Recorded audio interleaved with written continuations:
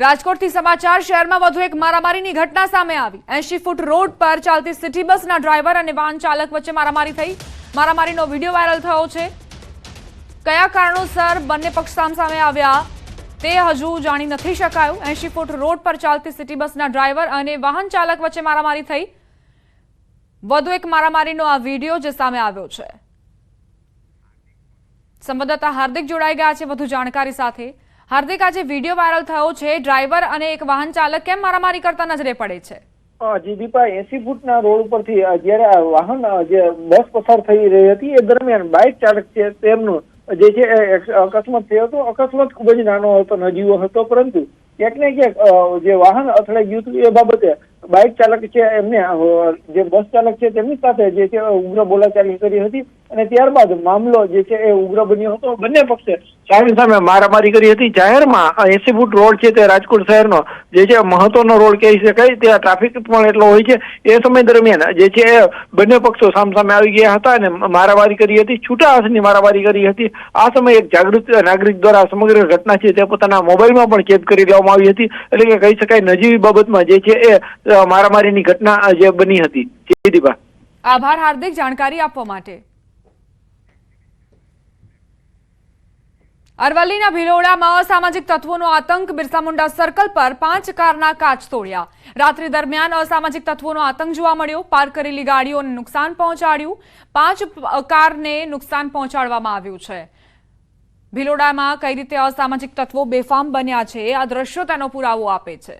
મોડી રાત્રે અસામાજિક તત્વો ત્રાટક્યા અને ત્યારબાદ પાર્ક કરેલી ગાડીઓને નિશાન બનાવી।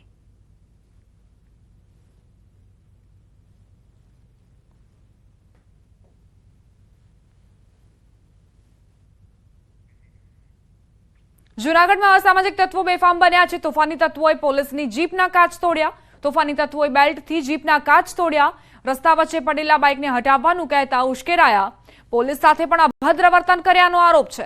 આ મામલે પોલીસે ધૈર્ય ઓડેદરા અને પારસ વાઘ નામના આરોપી સામે ગુનો દાખલ કર્યો છે।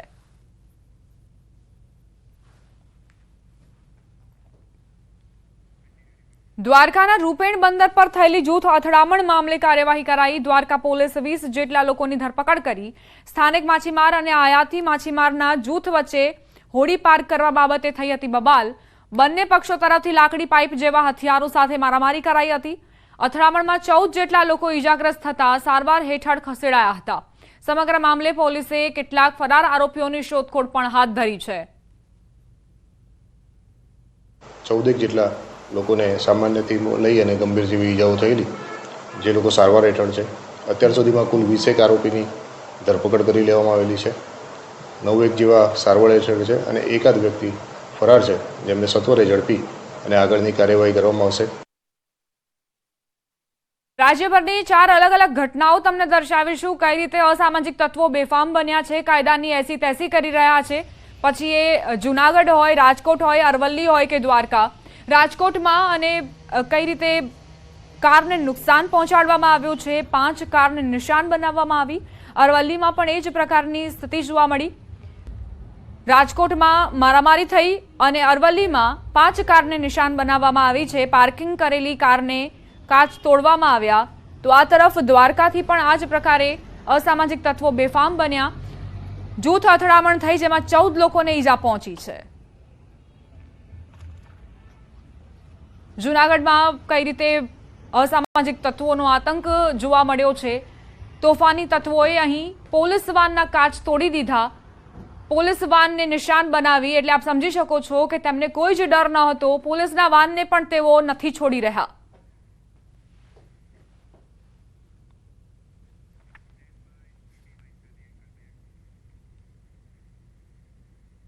વડોદરાથી સમાચાર। હવે તસ્કરોના નિશાને સિનિયર સિટીઝન। ઘરમાં એકલા રહેતા સિનિયર સિટીઝન સાચવજો। સમા વિસ્તારમાં તસ્કરોની ચોરીનો નિષ્ફળ પ્રયાસ। ઘરનું તાળું તોડી તસ્કરો ઘરની અંદર પ્રવેશ્યા। સમગ્ર ઘટનાના સીસીટીવી સામે આવ્યા।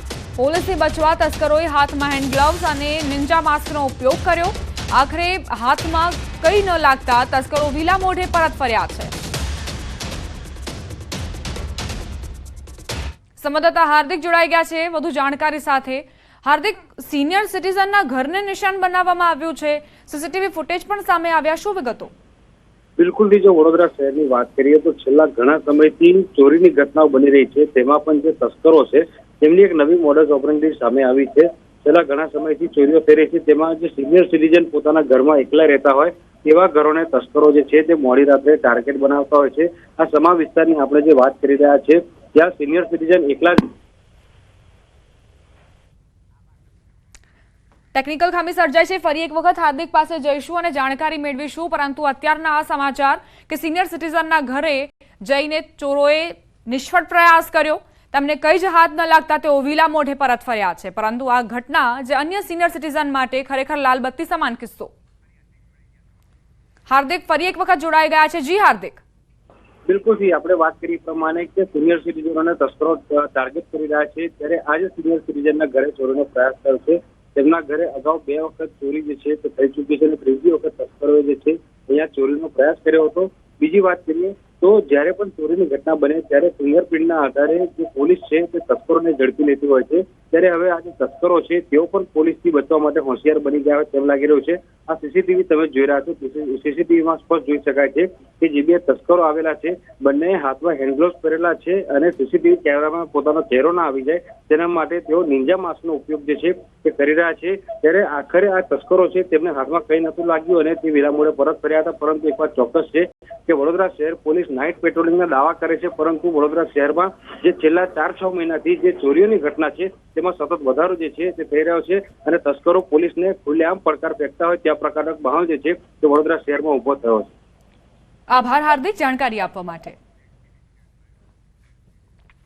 દેવભૂમિ દ્વારકા જિલ્લાના જામખંભાળિયાના ભીંડા ગામે પીજીવીસીએલની ટીમ વીજ ચેકિંગ કરવા પહોંચી હતી, જ્યાં ટીમને કડવો અનુભવ થયો. ચેકિંગ કરવા ગયેલી ટીમનો ગામ લોકોએ ભેગા થઈને ઉધડો લીધો. ગામ લોકોએ કહ્યું કે અહીં રિપેરિંગ કરવા પણ કોઈ પીજીવીસીએલના માણસો નથી આવતા, તો વીજ ચેકિંગ માટે કેમ આવો છો? પીજીવીસીએલની ટીમ તેમજ ગામ લોકો વચ્ચે થયેલ વાતચીતનો વિડીયો પણ વાયરલ થયો છે.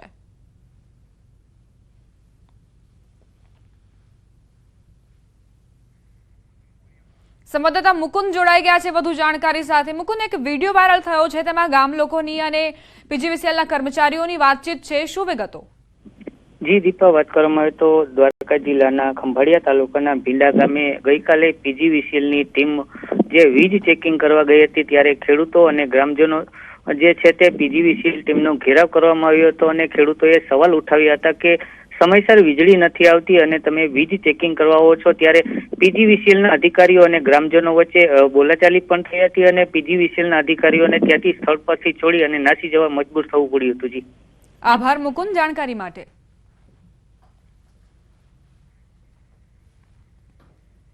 સુરેન્દ્રનગર લીંબડી નેશનલ હાઈવે પર આવેલ ઓનેસ્ટ હોટેલના સંચાલકોની ખુલ્લેઆમ દાદાગીરી. ઓનેસ્ટ હોટેલનો વિડીયો સામે આવ્યો, જેમાં સંચાલકો ગ્રાહકો સાથે ગેરવર્તન કરીને અપશબ્દો બોલી રહ્યા છે. હોટેલમાં આવેલ પાનના ગલ્લા પર ગ્રાહક પાસેથી એમઆરપી કરતા વધુ ભાવ લેવાઈ રહ્યા છે, જેથી બોલાચાલી થઈ હતી. હોટેલ પર રહેલ 3 થી 4 અજાણ્યા શખ્સોએ 2 ગ્રાહકોને માર મારી સોનાની ચેન આંચકી લીધી હોવાની ફરિયાદ કરવામાં આવી છે. વધુમાં હોટેલના સંચાલકોએ હોટેલ પાછળ આવેલ ફાર્મ હાઉસમાં લઈ જઈ મારી નાખવાની ધમકી આપી છે તેમ ફરિયાદમાં ઉલ્લેખ કરાયો છે. ત્યારે સંચાલકો અને માર મારનાર લોકો સામે કાયદેસરની કાર્યવાહી થાય તેવી માંગ કરાઈ છે.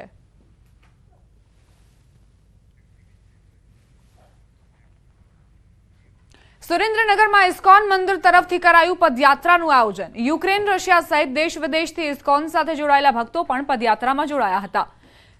શહેરના માર્ગો પર સનાતન ધર્મના પ્રચાર અને બાંગ્લાદેશમાં થઈ રહેલા હિન્દુઓ પરના અત્યાચારને લઈ યાત્રાનું આયોજન કરાયું. શહેરના માર્ગો પર શ્રી કૃષ્ણના ભજન કીર્તન સાથે નીકળેલી યાત્રાથી વાતાવરણ પણ ભક્તિમય બન્યું. Now we in India doing parikram for preaching Sanatan Dharma for local people. We are going to Dwaraka step by step. Surendranagar, Morbi, Rajkot, Jamnagar, Dwarka and other cities. This book changed my life. ये किताब मेरा जीवन बदल दिया. આપણી જે સંસ્કૃતિ છે આપણે ભૂલતા જઈ રહ્યા છીએ અને વિદેશના લોકો આપણી સંસ્કૃતિ અપનાવી રહ્યા છે. આ ભક્તો અમારી પદયાત્રાનો ઉદ્દેશ એ જ છે કે બાંગ્લાદેશમાં જે અત્યાચાર થઈ રહ્યા છે અને વિશ્વમાં કોઈ પણ જગ્યાએ અત્યાચાર થઈ રહ્યા છે એ બધાને શાંતિ મળે, ભગવાન બધી જે પરિસ્થિતિ છે એને સારી કરે અને બધા જ ભગવાનને પ્રેમ કરતા શીખે અને એક કૌટુંબિક એકતા વસુદેવ કુટુંબકમની જે ભાવના છે એ આપણે ઉજાગર કરીએ। ये बांग्लादेश में जो हलचल मच रहा है, अत्याचार हो रहा है हिंदुओं पर और माइनॉरिटीज़ पर, उसके लिए हमने आज पदयात्रा निकाला है। અમદાવાદમાં Ahmedabad city civil and sessions court Bhadra તથા સ્મોલ કોર્ટ બાર એસોસિએશનનું સ્નેહ મિલન યોજાયું। ગુજરાત ક્લબ પરિસરમાં યોજાયેલા કાર્યક્રમમાં સુપ્રીમ કોર્ટના જજ જેબી પારડીવાલા ઉપસ્થિત રહ્યા। કાર્યક્રમમાં હાઈકોર્ટના ચીફ જજ સુનીતા અગ્રવાલ સહિત અન્ય જજ તથા એડવોકેટ જનરલ મનીષા શાહ, બાર એસોસિએશનના પ્રમુખ સહિત વકીલો હાજર રહ્યા। કાર્યક્રમમાં વકીલોના શિક્ષણ ઉપરાંત પેન્ડિંગ કેસના નિરાકરણ માટે પણ ચર્ચા કરાઈ। વકીલાતની વ્યવસાયમાં જેમણે 50 વર્ષ પૂરા કર્યા છે એ અને એ બારને શું રેસિપ્રોકેટ કરે છે। આજના કાર્યક્રમમાં ખાસ એક ઉપસ્થિતિ કહું, દરેક વકીલ સાહેબો ડોનેશન આપે છે, પણ આજના કાર્યક્રમમાં ખાસ પરેશભાઈ જાની એમણે બાર એસોસિએશનના એડવોકેટ મિત્રોના કાયદાકીય જ્ઞાન વધે એ માટે 11 લાખ રૂપિયાનું ડોનેશન આપ્યું છે। બનાસકાંઠાના ધાનેરાની દ્વારકેશ હોટેલમાં રસોઈયાનું રહસ્યમય મોત થયું। લગ્ન પ્રસંગમાં લાડુના બદલે કાજુ કતરી બનાવી દેતા બબાલ થઈ હતી। બબાલ વચ્ચે એક વ્યક્તિએ રસોઈયાને ધક્કો મારતા રસોઈયો બેભાન થયો હોવાની પરિવારજનોએ આરોપ મૂક્યો। રસોઈયાને સારવાર અર્થે ખસેડાતા ફરજ પરના તબીબે તેને મૃત જાહેર કર્યો હતો। પોલીસ કાર્યવાહી નહીં કરે ત્યાર સુધી મૃતદેહ સ્વીકારવાની પરિજનોએ ના પાડી। દ્વારકેશ હોટેલ ધાનેરા કોંગ્રેસના પૂર્વ ધારાસભ્ય નથાભાઈ પટેલની હોવાનું સામે આવ્યું। એટલે ભાઈ ધક્કા મુક્કી હેઠા પડી ગયા, એટલે એમને લાગ્યો એટલે મરી ગયા, એટલે અમે લાશ અહીંયાથી નહીં જાય જ્યાં સુધી આરોપીને હાજર નહીં કરે પોલીસ ત્યાં સુધી અમે લાશ અહીંયાથી નહીં ઉઠાવો। તો એમને કઈ કારણસર બબાલ થી કે ભાઈ એમના ઝઘડાને લીધે મરી ગયા ને જો પોલીસને અમે એફઆઈઆર લખાઈ દીધી है। પોલીસ કે અમે આરોપી લાવી દેશો, પણ જ્યાર સુધી પોલીસ આરોપી નહીં લાવે એટલા સુધી અમે લાશ હટાવવાની ભલે 15 દિવસ થાય કે મહિનો થાય। ગીર સોમનાથમાં રહેણાંક વિસ્તારમાં છેલ્લા કેટલાક સમયથી સિંહના આટાફેરા જોવા મળી રહ્યા છે। ત્યારે ઉનાના દિલવાડામાં પ્લોટ વિસ્તારમાં ધોળે દિવસે વનરાજા આરામ ફરમાવતા નજરે પડ્યા। છેલ્લા 2 થી 3 દિવસથી દિલવાડામાં સિંહના ધામા જોવા મળી રહ્યા છે, જેને લઈ સ્થાનિકોમાં પણ ભય ફેલાયો છે। ઉનાના દિલવાડામાં સિંહના ધામા જોવા મળ્યા છે। ધોળે દિવસે વનરાજા આરામ ફરમાવતા નજરે પડ્યા। સ્થાનિકે પોતાના કેમેરામાં એ દ્રશ્યો પણ કેદ કર્યા છે, પરંતુ આ વિડીયો વાયરલ થતાં જ લોકોમાં ભયનો માહોલ જોવા મળી રહ્યો છે। ગીર સોમનાથની 3 અલગ અલગ તસવીરો તમને દર્શાવી રહ્યા છીએ, જ્યાં કઈ રીતે સાવજે અડ્ડો જમાવ્યો છે, કઈ રીતે દેખાદીધી છે તેની તસવીરો સામે આવી। 2 સીસીટીવી ફૂટેજ સામે આવ્યા, કઈ રીતે અહીં રોડ પર લટાર મારતા સાવજો કેદ થયા છે।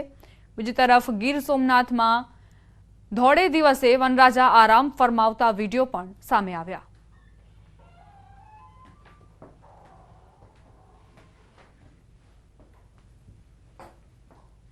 વારંવાર ગીર સોમનાથથી એવા દ્રશ્યો સામે આવતા હોય છે કે જ્યારે વનરાજા શહેરી વિસ્તારમાં આવી ચડે, લોકોમાં ફફડાટ પણ જોવા મળતો હોય છે, પરંતુ જે જંગલનો વિસ્તાર ઘટી રહ્યો છે તેના કારણે જ રહેણાંક વિસ્તારમાં સિંહ આવી ચડે છે શિકારની શોધમાં। અમરેલીના સાવરકુંડલાના ગ્રામ્ય વિસ્તારમાં શિકારની શોધમાં સિંહના આટાફેરા। ખાંભાથી બગોયા રોડ પર મોડી રાત્રિના ડાલામથ્થા સિંહની લટાર। રોડ પર સિંહ આવી જતા વાહન ચાલક થંભી ગયા હતા। 4 વ્હીલ ચાલકે સિંહનો વિડીયો મોબાઈલ કેમેરામાં કેદ કર્યો। ખાંભાથી બગોયા રોડ પર સિંહની લટારનો વિડીયો સોશિયલ મીડિયામાં વાયરલ થયો।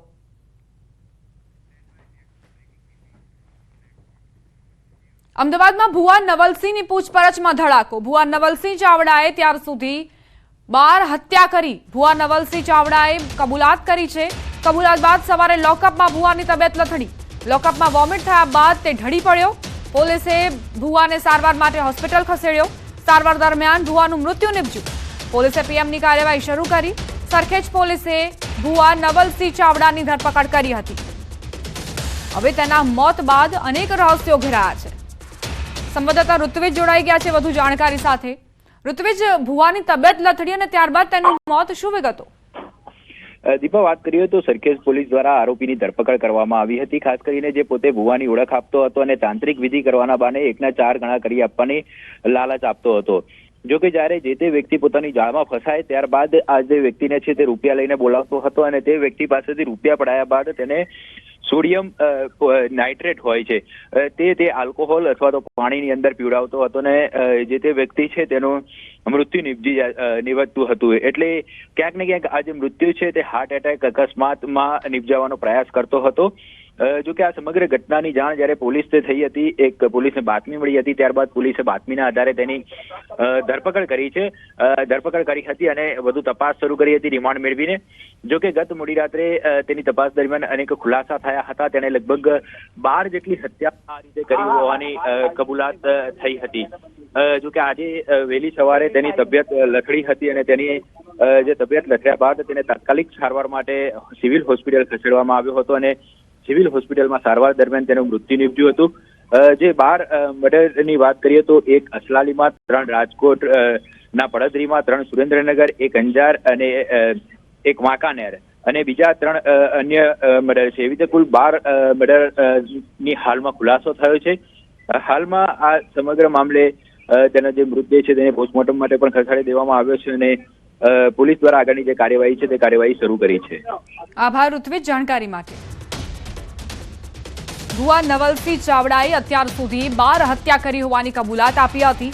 તેની ઉપર કાર્યવાહી ચાલી રહી હતી, પરંતુ આજે સવારે તેને વોમિટ થયા બાદ તેની તબિયત લથડી અને હવે તે મોતને ભેટ્યો છે. કયા કારણોસર તેનું મૃત્યુ થયું તે તપાસનો વિષય છે, જે અંગે પણ પોલીસ તપાસ કરશે. ભાવનગર નજીક દરિયામાં રેસ્ક્યુ ઓપરેશન કરાયું. ભાવનગર ઘોઘા હજીરા રોપેક્સ ફેરી સર્વિસમાં મધદરિયે એક વ્યક્તિ આકસ્મિક રીતે દરિયામાં પડ્યો હતો, જે બાદ યુવકનું ફેરી સર્વિસના રેસ્ક્યુ ટીમે દરિયામાંથી રેસ્ક્યુ કર્યું. રેસ્ક્યુ ટીમ દ્વારા દરિયામાંથી રેસ્ક્યુ કરાયાના લાઈવ વિડીયો પણ સામે આવ્યા છે. ઘોઘાથી ફેરી સર્વિસ હજીરા પહોંચી રહી હતી તે સમય બનાવ બન્યો. રેસ્ક્યુ કરવા માટે મધદરિયે રોપેક્સ ફેરી સર્વિસને ઊભી રાખવી પડી હતી. સંવાદદાતા નીતિન જોડાઈ ગયા છે વધુ જાણકારી સાથે. નીતિન, શું બન્યું હતું મધરાત્રે અને અત્યારે યુવકની સ્થિતિ શું? જી, ચોક્કસ વાત કરીએ તો ઘોઘા રોરો ફેરી જે ભાવનગરનો જે પ્રોજેક્ટ છે તે તત્કાલીન વડાપ્રધાન ને હાલના દેશના જે વડાપ્રધાન છે નરેન્દ્ર મોદી તેનો ડ્રીમ પ્રોજેક્ટ હતો. પરંતુ કંઈક ને કંઈક મહિનામાં એકાદી વખત રોરો ફેરી છે તેની સલામતીને લઈને અનેક વાર સવાલો ઉભા થતા હોય છે. ત્યારે વાત કરીએ તો આજે વહેલી સવારની જે ટ્રીપ હોય છે ભાવનગરથી ઘોઘા હજીરા માટેની જે રોપેક્સ સર્વિસ, તે મધદરિયે આ એક વ્યક્તિ છે તે આકસ્મિક રીતના દરિયામાં પડ્યો હતો અને આ પડવાની બનાવને લઈને જે રોપેક્સ ફેરીના જે ચાલકો છે તેમના દ્વારા આ યુવક છે તેમનું રેસ્ક્યુ કરવામાં આવ્યું હતું. અને ત્યારે ચોક્કસ એવા સવાલો થાય છે કે જ્યારે આ મુસાફરી કરતા હોય છે ત્યારે કેમ આવા વ્યક્તિઓ છે તે આવી રીતના આકસ્મિક રીતના મધદરિયે દરિયામાં પડી જતા હોય છે, અથવા તો કેમ પ્રકારે આવી રીતના પ્રકારની જે ઘટનાઓ છે તે સામે આવતી હોય છે. ત્યારે આ અંગે ન્યૂઝ 18ની ટીમ દ્વારા જે રોપેક્સ ફેરીના જે સંચાલકો છે અને તેમનો જે સ્ટાફ છે તેનો સંપર્ક કરતા તે આ બાબતે નોંધ સેવી રહ્યા છે. એટલે કંઈક ને કંઈક કહી શકાય કે જે રોરો ફેરી છે તે અનેક વખત વિવાદોમાં ફસાયેલી છે તે જોવા મળે છે. જી, આભાર નીતિન જાણકારી માટે.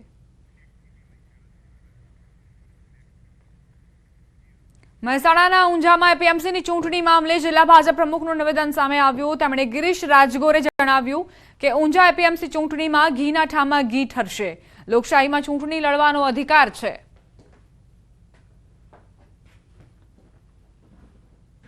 ઘીના ઠામમાં ઘી રહેશે. ઉમેદવારી પત્ર ભરાય અને જ્યાં સુધી નક્કી ના થાય, પાર્ટી નક્કી ના કરે ત્યાં સુધી બધાનો અધિકાર છે. એટલે કોઈ જૂથ ના કહેવાય અને બધા લોકો ભરી શકે. જ્યારે પછી ફોર્મ પાછા ખેંચાય અને ચૂંટણી થાય, જો અંદર થાય કંઈ, તો તમે એવું જૂથ કહી શકો કે ભાજપમાં અંદર કહી શકો. બાકી આવું છે જ નહીં કશું. આપણે ટીવીમાં તેમજ મોબાઈલમાં ઓફરોડિંગ ડ્રાઈવ જોયું હશે, જેમાં ઉબડખાબડ રસ્તા પર કાર તેમજ ડર્ટ બાઇક્સ ચાલતી જોવા મળે છે. પરંતુ આવા જ એક એડવેન્ચરનું અમદાવાદમાં સૌપ્રથમ વખત આયોજન કરવામાં આવ્યું. અમદાવાદના શીલજ વિસ્તારમાં જેસીબીની મદદથી ઓફરોડિંગ ડ્રાઈવ માટે ટ્રેક તૈયાર કરવામાં આવ્યો. ઓફરોડિંગ એડવેન્ચર ટ્રેકમાં એક 4x4 કાર અને ડર્ટ બાઇક્સ ચલાવી શકાશે. એક જ દિવસમાં 50 જેટલી 4x4 કાર અને બાઇક રાઇડરો સહભાગી થયા. કાદવ કીચડવાળા ખાડા તૈયાર કરવામાં આવ્યા, જેમાં રાઇડર્સે ઓફ રાઇડિંગનો રોમાંચ અનુભવ્યો. ઓફ રોડિંગ એડવેન્ચર ટ્રેક ખાસ 2 દિવસ માટે જ બનાવવામાં આવ્યો છે.